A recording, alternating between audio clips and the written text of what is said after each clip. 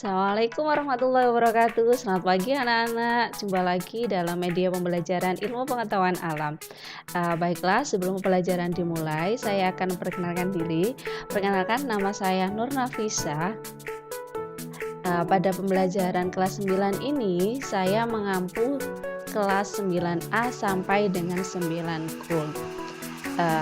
Baik, kalian bisa memanggil saya Bu Nafis.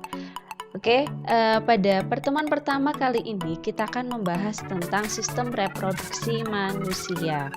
Adapun yang akan kita pelajari pada bab ini yaitu ada tentang pembelahan sel, kemudian struktur dan fungsi sistem reproduksi laki-laki, dan yang ketiga adalah struktur dan fungsi sistem reproduksi wanita, dan yang terakhir adalah kesehatan organ reproduksi manusia. Oke, ada yang tahu kenapa kita harus belajar tentang sistem reproduksi manusia? Ya, intinya gini. Sebenarnya sebelum perkembangan ilmu pengetahuan alam itu ada, Al-Quran sudah mengajarkan kepada manusia bagaimana proses terbentuknya manusia, yaitu bisa kita lihat pada surat Al-Mu'minun ayat 13 dan 14. Pada ayat 13 artinya, kemudian kami menjadikannya air mani yang disimpan dalam tempat yang kukuh, yaitu rahim. Berarti di sini ada dua bagian. Yang pertama yaitu air mani atau yang kita kenal dalam ilmu biologi sebagai sperma yang berasal dari ayah, dan yang kedua adalah rahim. Rahim yang memiliki adalah ibu kita. Nah, ibu juga menghasilkan sel telur. Sel sperma akan bertemu dengan sel telur yang akan berkembang menjadi janin yang berkembang di dalam rahim ibu. Kemudian pada ayat 14, kemudian air mani itu kami jadikan sesuatu yang melekat. Lalu sesuatu yang melekat itu kami jadikan segumpal daging, dan segumpal daging itu kami jadikan tulang belulang, lalu tulang belulang itu kami bungkus dengan daging. Kemudian kami menjadikannya makhluk yang berbentuk lain, Maha Suci Allah Pencipta yang paling baik. Oke, kita tahu bahwa kita yang berasal dari pertemuan antara sel sperma dengan sel telur, kemudian dia berkembang menjadi janin di dalam rahim ibu, berkembang menjadi daging ada tulangnya, akhirnya terbentuklah manusia dengan bentuk yang paling sempurna. Oke, ini adalah ayat yang sudah disampaikan oleh Allah kepada kita bahwa manusia, bagaimana proses terbentuknya manusia itu. Oke, kita akan membahas pada bagian pertama yaitu tentang pembelahan sel. Kenapa sel itu harus membelah? Kita tahu bahwa kalau gampangannya kayak gini, kenapa sel terus melakukan pembelahan? Ada 3 alasan. Yang pertama, karena dia harus melakukan pertumbuhan. Kalian tumbuh dari bayi menjadi anak kecil menjadi dewasa. Kemudian bagaimana dengan volume tubuh kalian? Pasti bertambahlah. Ketika proses itulah pertumbuhan itu, maka sel harus mengalami pembelahan. Yang kedua yaitu pada proses perbaikan sel. Pernah dengar istilah regenerasi sel? Sel itu tidak selamanya dalam kondisi baik. Sel itu akan mengalami kerusakan. Ketika sel itu rusak, maka sel itu harus diperbarui dengan proses pembelahan sel. Dan yang ketiga adalah pada proses reproduksi, yaitu pembentukan sel kelamin. Oke, kita mengenal ada 2 jenis sel di dalam tubuh kita. Ada sel tubuh dan ada sel kelamin. Sel tubuh ini adalah sel yang membentuk volume tubuh kita, sedangkan sel kelamin ini adalah sel yang dibutuhkan dalam proses pembentukan proses reproduksi. Bagaimana proses pembelahan kedua sel ini terjadi? Pada sel tubuh, proses pembelahannya terjadi secara mitosis. Sedangkan pada sel kelamin, proses pembelahannya terjadi secara meiosis. Apa kira-kira perbedaan antara mitosis dan meiosis? Ada yang tahu? Oke, untuk mengetahui perbedaan antara mitosis dan meiosis, mari kita lihat bagaimana video animasi berikut ini. Ini adalah proses pada pembelahan mitosis. Pembelahan mitosis diawali dengan proses interfase atau perkembangan, yang mana tahap-tahapannya akan berlangsung. Pada tahapan yang pertama yaitu profase. Kalian lihat pada bagian ini kromosom mulai memadat dan terlihat. Sentral mulai memisah dan bergerak ke arah kutub yang berlawanan. Selubung nukleus mulai menghilang. Selubung nukleus itu ini loh, lingkaran yang kecil ini. Nah, ini sentriolnya. Sentriolnya mulai bergerak ke arah kutub yang berlawanan. Tahap prometafase ini pada bagian masih metafase, kromosom terlihat jelas, sentriol sudah mencapai kutub yang berlawanan, benang spindle terbentuk. Kemudian pada tahap yang kedua setelah metafase, yaitu pada tahap yang kedua yaitu metafase, kromosom berada pada tengah sel berkumpul pada plat metafase, atau ini berada di garis ekuator, dia ada di tengah-tengah kromosomnya. Tahap yang ketiga, nah ini kromosom ini memisah menjadi sentromer bergerak ke arah kutub yang berlawanan. Kromatid juga akan bergerak ke arah yang berlawanan. Sama-sama berada di ujung kutub yang berlawanan. Baru tahap yang keempat yaitu telofase, kromatid tunggal berada pada kutub yang berlawanan. Pada tahap inilah akan diakhiri dengan sitokinesis, yaitu perlepasan sitoplasma, sehingga terbentuklah dua sel anakan dengan jumlah kromosom yang sama dengan induknya. Atau bisa dikatakan ini menghasilkan proses mitosis menghasilkan dua sel anakan dengan jumlah kromosom yang sama dengan induknya. Oke, ini mitosis. Bagaimana dengan meiosis? Oke, kita lihat selanjutnya video berikut kedua ini. Oke.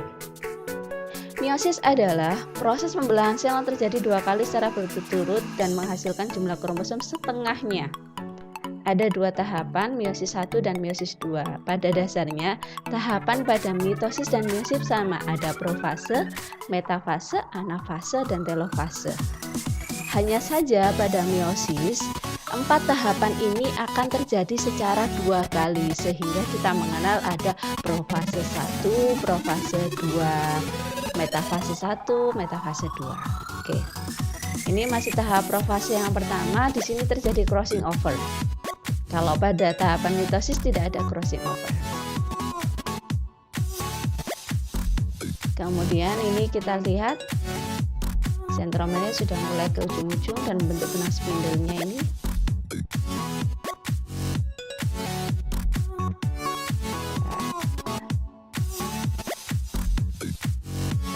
Masih pada tahapan profase yang pertama. Kita lihat.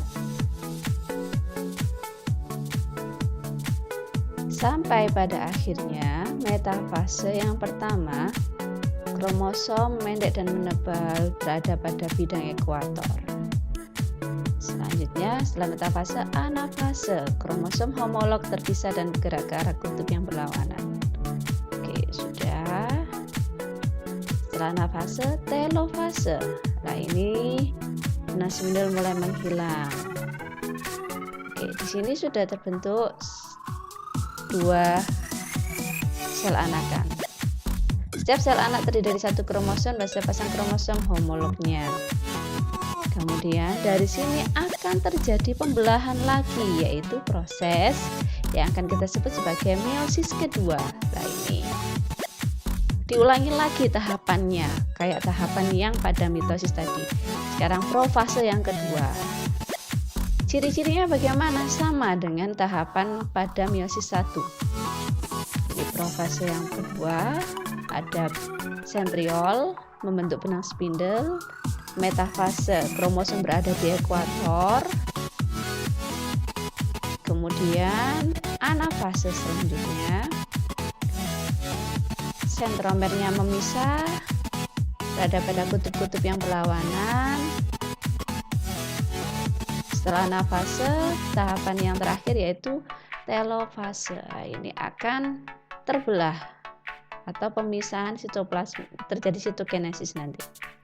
Sehingga ini terbentuk 4 sel anak, setiap sel anak terdiri dari setengah jumlah kromosom sel induk atau dia haploid. Jadi kalau pada proses mitosis ada 2 sel anak kan, tapi kalau pada meiosis karena dia membelahnya 2 kali, maka dari 1 menjadi 2, 2 menjadi 4 dengan kondisi setengah dari jumlah kromosom sel induk. Oke, sekarang coba perhatikan animasi berikut ini. Mitosis dan meiosis. Pada proses mitosis, sel anakannya masih sama dengan sel induknya. Jumlah kromosomnya sama-sama 46. Bagaimana dengan yang meiosis? Oke, kita lihat. Warnanya hijau, menjadi abu-abu, menjadi biru, dan warna-warni lah. Ini artinya apa? Bahwa antara sel induk dengan sel anakan tidak sama dan memiliki jumlah kromosom yang tidak sama atau separuh dari induknya. Kita lihat, sel induknya memiliki 46 kromosom, sedangkan anakannya 23, 23, 23 lah. Itu berarti separuhnya. Oke. Ini adalah proses mitosis. Pembelahan secara mitosis menghasilkan dua sel anakan dengan materi genetik yang identik dari sel induk. Jumlah kromosom tadi, kalau induknya 46, maka anaknya juga akan memiliki jumlah kromosom 46. Kemudian pembelahan secara mitosis terjadi pada organisme yang mengalami pertumbuhan, perbaikan, atau reproduksi seksual. Pertumbuhan tadi saya sampaikan terjadi pada volume tubuh kita. Jadi sel kita yang membelah akan memiliki kromosom yang sama dengan sel induknya. Jumlah kromosom sel anakan adalah 2N atau disebut dengan diploid. Siklus hidup sel dibagi menjadi dua, yaitu ada fase pertumbuhan atau interfase dan fase pembelahannya yang terdiri dari proses ini. Dimulai dari profase, metafase, anafase, telofase, dan terakhir adalah terjadi proses pembelahan atau sitokinesis. Dimulai dari interfase, profase,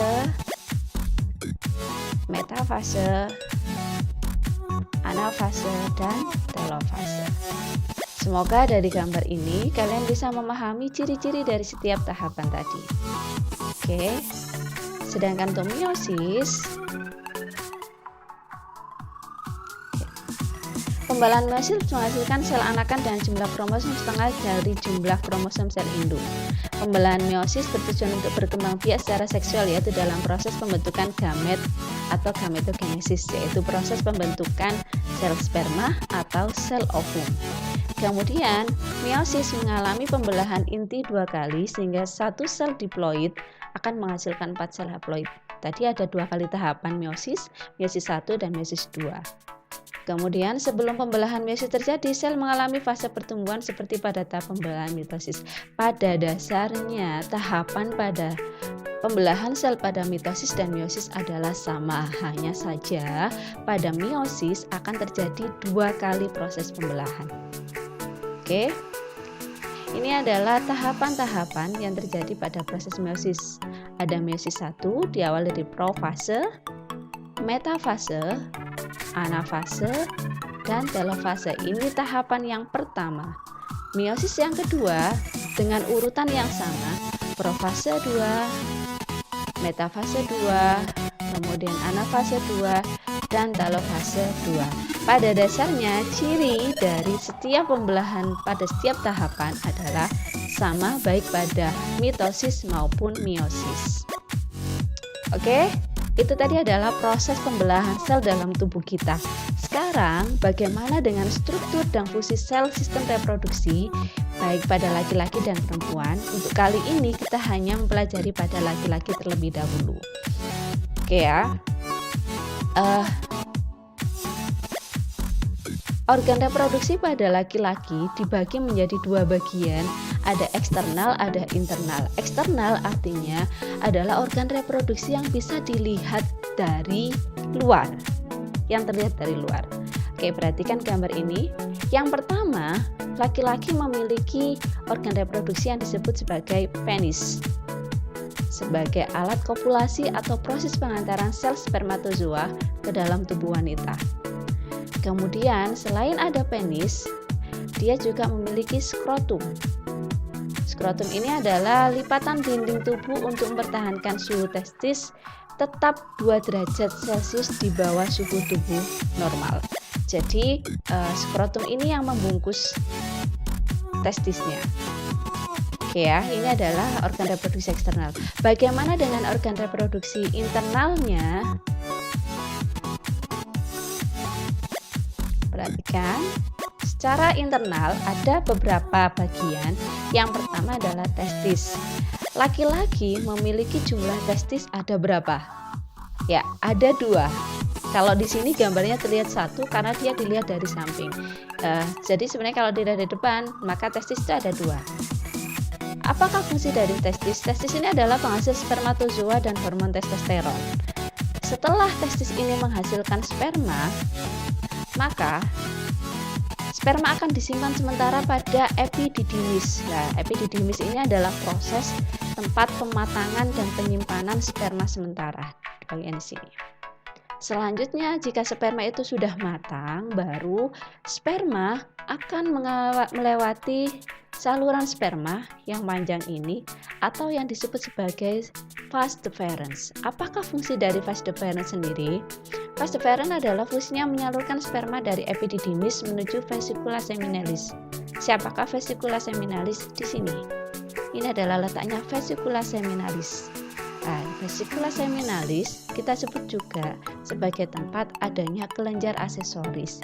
Ada beberapa jenis kelenjar yang ada di dalam di dalam kelenjar aksesoris ini.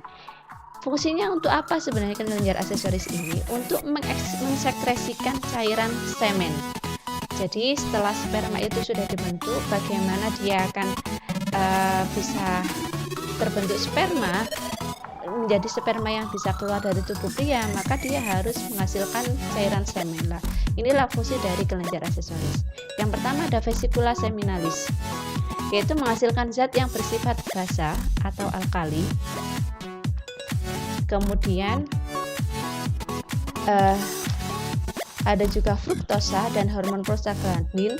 Kemudian ada enzim penggumpal. Alkali ini bersifat menetralkan cairan urin yang bersifat asam.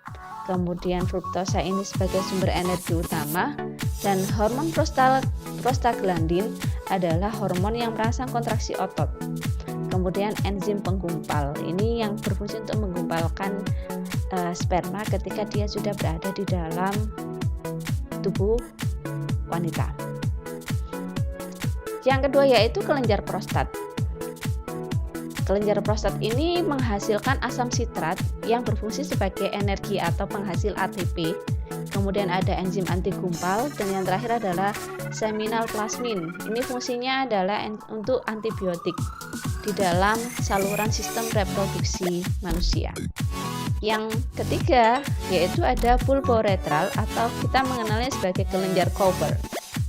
Kelenjar Cowper ini fungsinya adalah dia berupa cairan jernih bersifat basah. Fungsinya kenapa dia harus basah? Dia harus menetralisasi urin yang asam. Kita tahu nanti apa hubungan antara sperma dengan urin. Nah, ternyata pada laki-laki sperma dan urin itu keluar melalui satu lubang yang sama atau satu saluran yang sama, yaitu melalui uretra.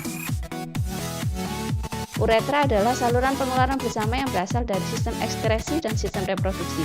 Sistem ekskresi ini akan mengeluarkan urin, ini sudah dibahas di kelas 8. Sedangkan yang sistem reproduksi ini akan menghasilkan sperma. Nah, jadi dalam satu saluran ini, misal saluran ini sudah dilewati oleh urin, urin itu bersifat asam. Nah, bagaimana menetralkan keasamannya ini? Maka di sini ada kelenjar Cowper yang memberi cairan yang bersifat basah, yang fungsinya adalah menetralisir sisa-sisa urin yang berada di dalam saluran uretra ini. Oke, ini adalah organ reproduksi internal pada laki-laki. Selanjutnya, bagaimanakah proses pembentukan sel spermatozoa itu sendiri? Pembentukan sel sperma kita sebut sebagai proses spermatogenesis. Oke, perhatikan video berikut ini.